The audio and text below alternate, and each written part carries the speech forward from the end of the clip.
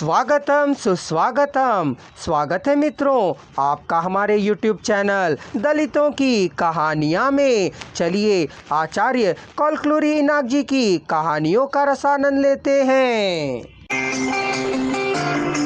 पुस्तक का अनुसृजन किया है पारनंदी निर्मला जी ने। पुस्तक का प्रकाशन किया है गीता प्रकाशन ने। उनकी कहानियों को स्वर दिया है नितिन टंडन ने।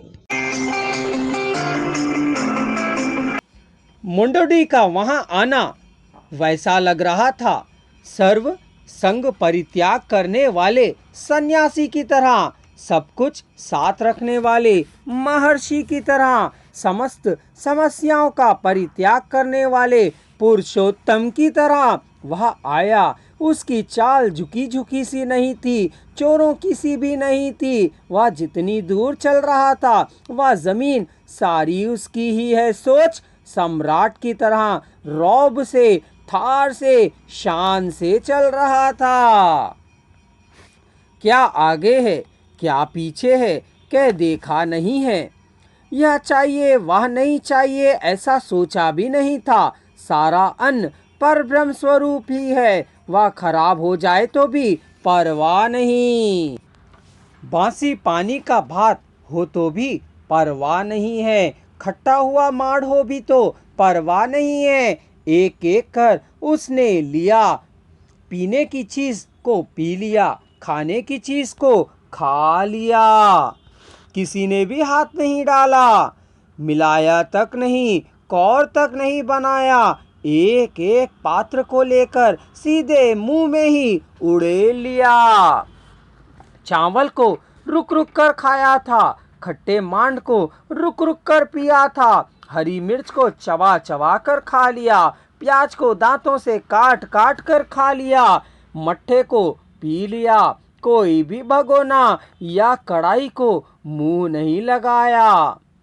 खा पी लेने के बाद कोई भी पदार्थ मुंह से बाहर नहीं आया। पात्रों में लगी गंदगी उसे छू तक नहीं पाई। उसके चेहरे पर लगी गंदगी उसके मुंह के अंदर नहीं गई।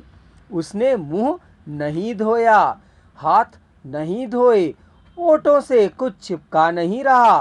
पात्रों का पदार्थ गले से उतर गया, पेट में पहुंच गया। स्वाद की परवाह नहीं थी, रंग नहीं लगेगा, गंध नहीं पहुंचेगा। महाकवि जिस प्रकार काव्य लिखता है उतनी दीक्षा से उसने खाना खाया।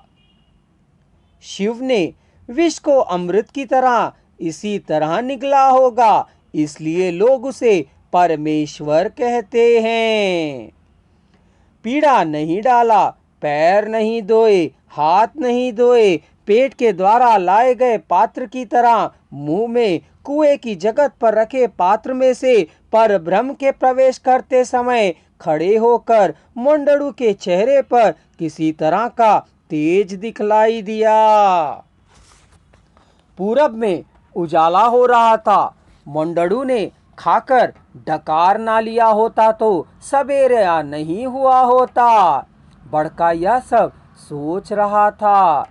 मुंडड़ू ने गिरनी में लिपाटे बालों को खोल दिया, फिर ठीक किया, निक्कर में बालों को घुसेड़ लिया, चारों घिरनियों को घुमाया, उससे कुई कुई की आवाज निकली, दूसरी से भी कुई कुई की आवाज निकली, तीसरे को घुमाने पर साई की आवाज निकली, चौथे में से चाय की आवाज निकली।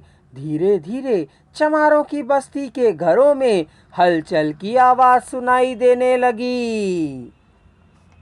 फौरन मुंडड़ू पत्थर के कोयले की राशि की ओर आया। राशियां हिलती सी लगी। पता नहीं किस राशि की संकरी रास्ते पर वह है। बड़का ढूंढता ही रह गया। बड़के के देखते देखते ही सूरज उग आया। गिरनियां बिना रुके चल रही थी। मुंडड़ू फिर किसी को दोबारा दिखाई नहीं दिया।